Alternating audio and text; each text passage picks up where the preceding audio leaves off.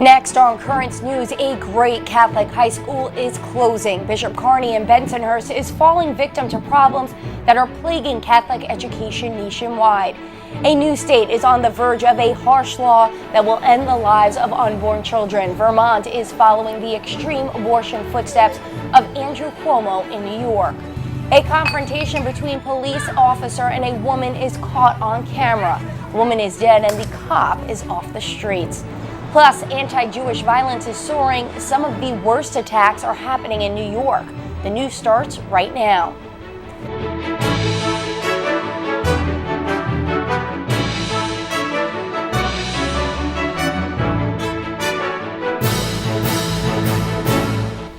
Good evening, I'm MICHELLECPOWERS. Students and parents are reeling tonight as they absorb the news that beloved Bishop Kearney High School is closing its doors forever. The Bensonhurst institution is confronting problems that are hitting Catholic education all over the United States, declining enrollment and rising costs. Currents News' Emily Drewby reports. Since 1961, students have walked in these doors and into a great Catholic education. But on August 31st, the doors of Bishop Kearney High School in Bensonhurst will shut for good. School president Sister Helen Kearney is saying the all-girls Catholic institution is facing a mountain of problems, including declining enrollment, changing demographics, increased expenses, and reduced income. Sister Helen calls the decision to close painful, but the school's enrollment numbers tell a harsh story. During the 2004-2005 school year, over 1,000 students were enrolled. That number dropped to 249 this school year. Projected enrollment for next year was only 227 students. In a letter to parents, Sister Helen wrote her religious order that runs Bishop Kearney, the Sisters of St. Joseph, confronted the tough reality and had little choice. This has been a very difficult decision, and we understand the painful impact on your lives.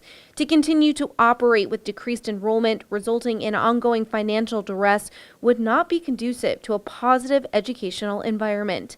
Senior graduation will take place as planned, but there will be no summer school. A team of coordinators will help students transfer to nearby Catholic schools and work to keep existing scholarships in place.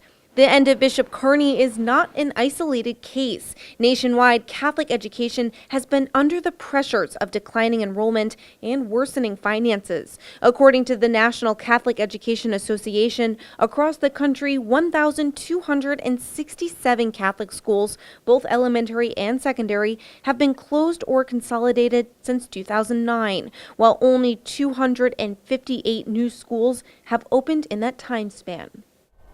Over the years, the Sisters of St. Joseph did their best to keep Bishop Kearney open, even to the point of taking on some school expenses themselves. But eventually, the math didn't work. Michelle? So, Emily, tell me what happens with the faculty and staff at Bishop Kearney, and what about the sisters? So now the teachers and staff will be paid through the end of August. The sisters that are left at the school are mostly in volunteer positions like a yearbook coordinator, and they will continue to volunteer just at other schools within the St. Joseph community. All right, thank you, Emily.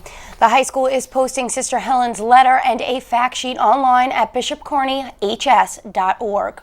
Tonight, an extreme bill that would end the lives of unborn children at any time is on the desk of the governor of Vermont. The measure's attack on the sanctity of life is just as harsh as the law Governor Andrew Cuomo pushed through in New York, allowing the destruction of an infant even up to the moment of birth. But Vermont lawmakers even go one step further. They want to make abortion a constitutional right. Vermont's Republican Governor Phil Scott supports abortion, but hasn't said if he'll sign the bill. The Vermont action is the latest in a flurry of legislative moves on abortion. Some, like New York and Vermont, are deadly to the lives of unborn children. Other states, however, are passing laws to protect infants in the womb. National correspondent for the Tablet and Crux, Christopher White, joins us now. Christopher, let's start with Vermont. If signed, this bill would enshrine a right to abortion in the state constitution. Is there any precedent for that? Right, Michelle, this is a particular case. We've seen a lot of of states attempt, or in some cases, like here in New York, pass legislation that sort of codifies Roe v. Wade, which legalizes abortion throughout the country, into their state law, but none have taken it so far as to put it in their state constitution. So this would be a new frontier. Wow. Speaking about New York, we've witnessed an uptick in extreme abortion bills starting right here with Governor Andrew Cuomo signing it into law in January. Do you think that New York started a trend? Well, Governor Cuomo wasn't shy about what he wanted this bill to do. He wanted it to sort of enshrine Roe v. Wade as the state law of New York, but also to provide a model throughout the country, because he considered himself a real pioneer in this space. So I think he would certainly say, yes, I've started a trend that I'm quite proud of. Of course. At the same time, in places like Georgia, Kentucky, and elsewhere, we have state legislators that have passed what's known as heartbeat bills, banning abortion once a fetal heartbeat is detected. Should we expect to see more of these? Yeah, I think we're seeing these kind of crop up, particularly in the South. We've seen it in a number of states, probably about 3 states have it pending at the moment. And so I think this is the new frontier for those who are trying to enact new legislation to combat these laws and protect life. And what's the aim of such legislation? Could these bills eventually reach the Supreme Court? Yeah, I think for the people that are behind the heartbeat bills, they really want to see these bills work their way up through legal challenges up to the Supreme Court, because they do feel they have new momentum and they stand a better chance of overturning Roe v. Wade now than they ever have in their entire lifetime. And so they say this is an opportunity that we have to take advantage of. So through passing these bills, we're going to get a legal challenge all the way up to the high court. And so many have said that they will keep fighting until they get there. Yes, absolutely. All right, Chris, thank you so much. Thanks, Michelle. A full-scale police investigation is on tonight after a confrontation between a Texas woman and a police officer resulted in her death. Omar Jimenez reports that the last moments of the woman's life were captured on shaky cell phone video. We'll show you part of that video, but please be advised it may be disturbing. I'm actually walking to my house. It started as a dispute between a woman and a police officer trying to arrest her, but quickly escalates. The two get tangled, the woman shouting throughout the entire encounter. Then the officer breaks free, and all of a sudden, 5 gunshots. The woman is dead. The cell phone video now raising questions about what exactly prompted the officer to shoot and whether he was justified. The female was able to get the officer's taser away from him and actually tase the officer, which forced the officer to draw his duty weapon and fire multiple rounds at the suspect, who was struck at least one time and was pronounced deceased here at the scene. The woman was identified by family as 45-year-old Pamela Turner. She's not a bad person. She didn't hurt nobody. She would just walk around, smoke her cigarettes, and walk her dogs. According to police, she had outstanding warrants, and that was why the officer was trying to arrest her. The officer is on paid leave as the investigation continues, and as Turner's family is left searching for answers. Omar Jimenez, Currents News. A highly anticipated meeting between Russia's Vladimir Putin and U.S. Secretary of State Mike Pompeo ended just hours ago. The two men face a long list of hot-button topics, including Iran, nuclear weapons, and Venezuela. The talks took place in Sochi, and tonight the leaders appeared in front of television cameras and photographers. Pompeo admitted they didn't agree on everything. We did have a productive set of conversations this afternoon between us. There's places we disagree. There's places I think there are truly overlapping interests that we can build on. And most importantly, President Trump very much wants to do that.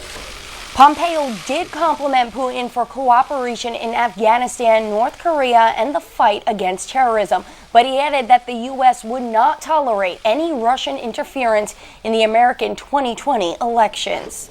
A new attack against oil supplies in the Middle East. Saudi Arabia is claiming armed drones hit 2 pumping stations at the state oil company Aramco. There was a fire and the strategically important pipeline was shut down temporarily. Damage is said to be minor. The attack comes days after 4 oil tankers were sabotaged in the Strait of Hormuz. The U.S. has blamed Iran for the tankers incident.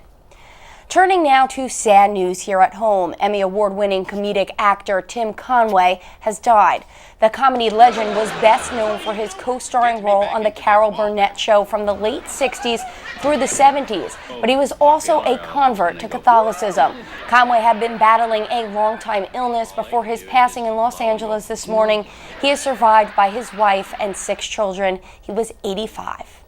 There's a lot more news headed your way. Disturbing video that illustrates a hatred that is soaring in the United States, and the attacks have doubled in a year. And for Christian persecution, 2019 is already one of the bloodiest years around the world. I'll talk about that with a top leader from the people charity Aid to the Church in Need. A special blessing outside a church in Gravesend, Brooklyn. It's a sign the parish will never forget one of their own. Do you have a story idea or want to share a tip? Email us at newstips@desalesmedia.org or call our 24-hour number 718-517-3122. We'll be right back.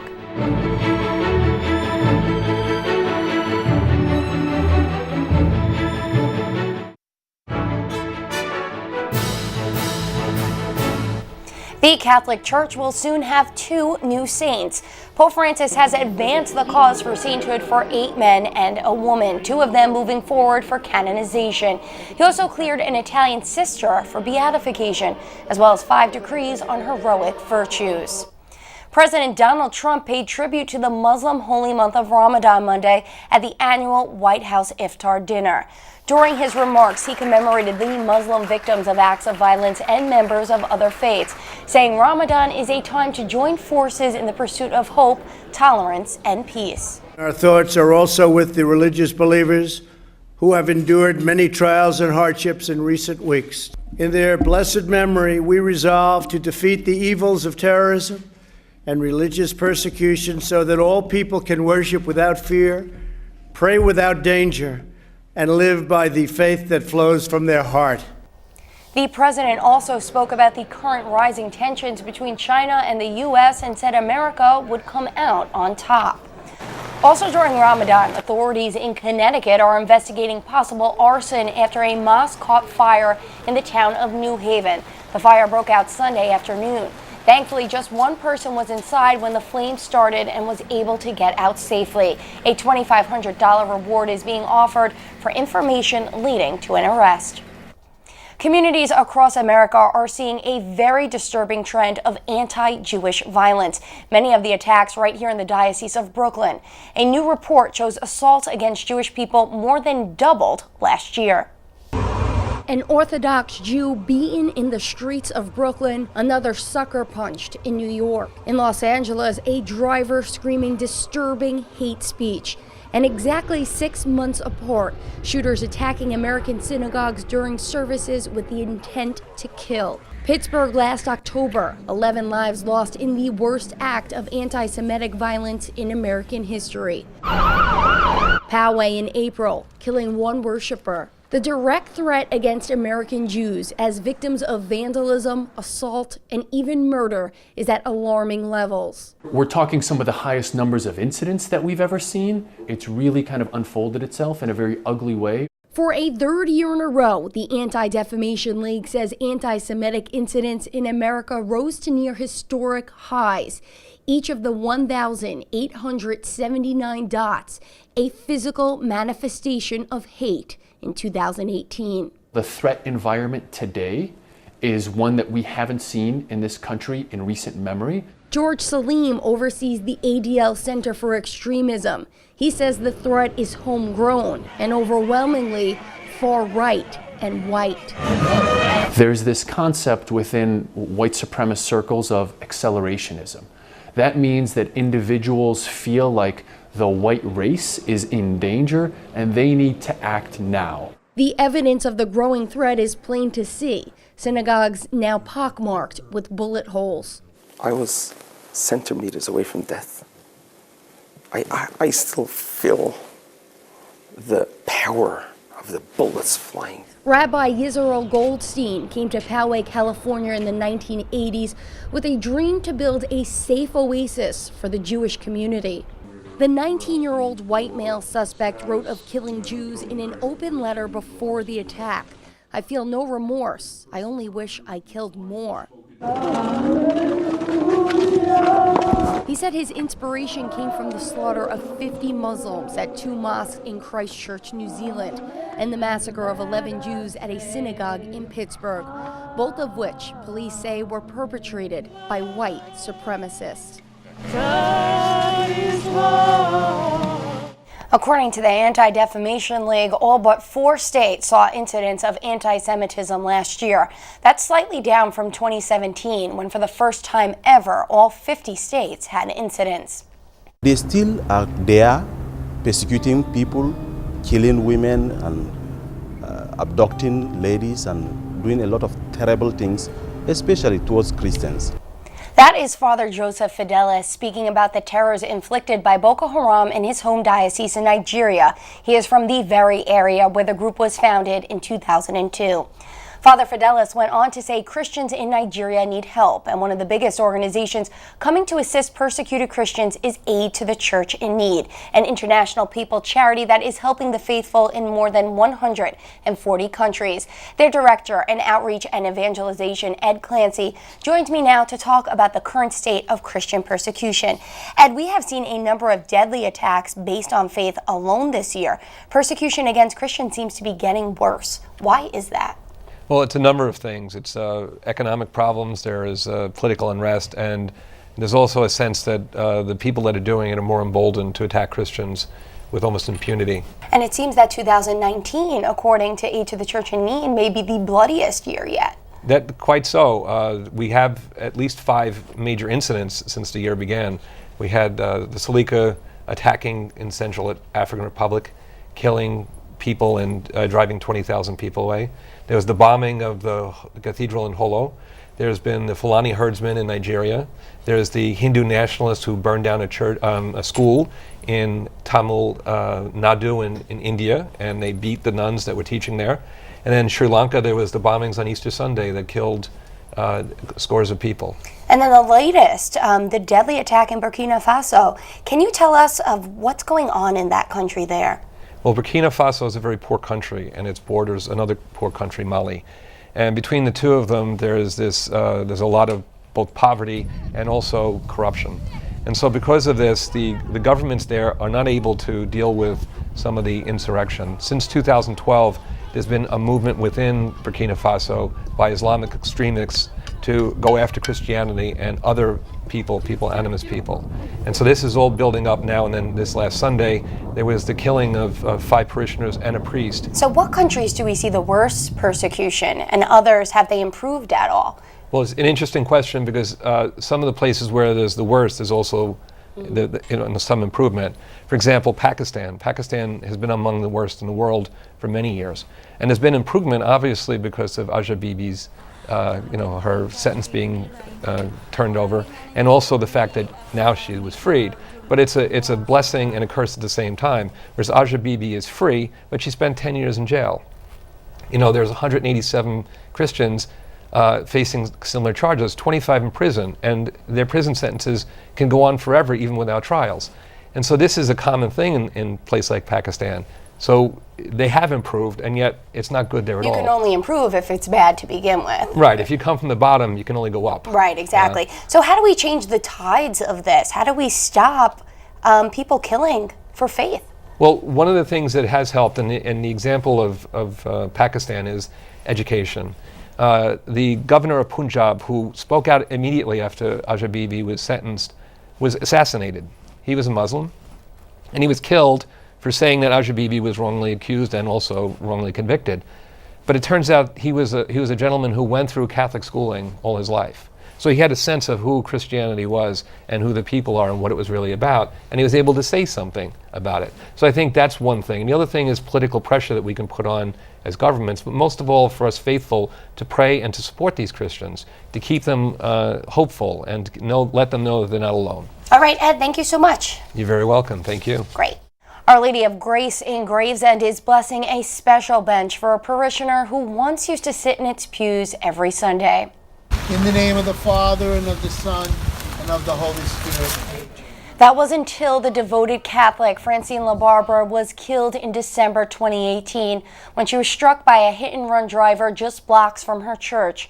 Shortly after her death, the pastor of Our Lady of Grace promised the community would never forget her. This bench a testimony to that promise.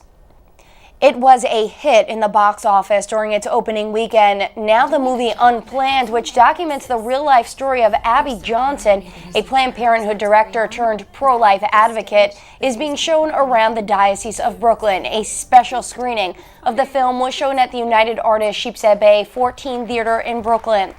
The tablet reported on that screening and will have a report on a screening that's taking place tomorrow as well. You can pick up this week's tablet or visit thetablet.org to read those reports.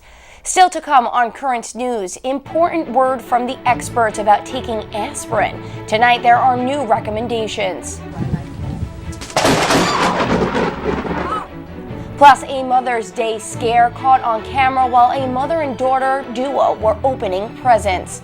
And the tablet has a brand new page called Our Diocesan Family, where you can share your pictures of recent baptisms, Holy Communions, confirmations, marriage, all of the joyous sacraments. For more details and to submit your photos, go to thetablet.org/Our Diocesan Family. Your picture may be published in an upcoming issue of the newspaper. We'll be right back.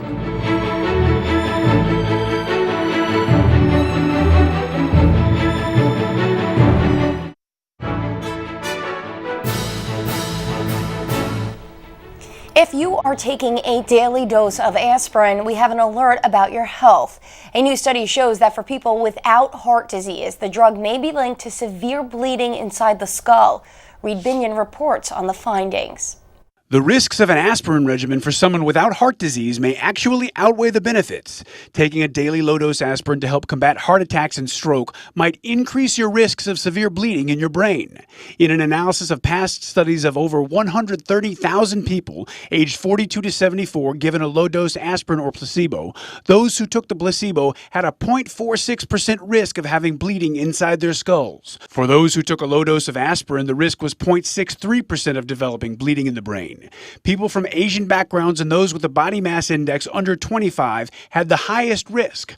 A low-dose daily aspirin regimen had been recommended for older adults, thanks to aspirin's ability to prevent platelets from forming a clot in the arteries. With this new evidence, aspirin is no longer recommended to prevent heart disease for healthy older adults who don't have a high risk of developing or already have existing heart disease, and may just be a waste of money or worse. It could even raise your risk of internal bleeding or bring on an early death.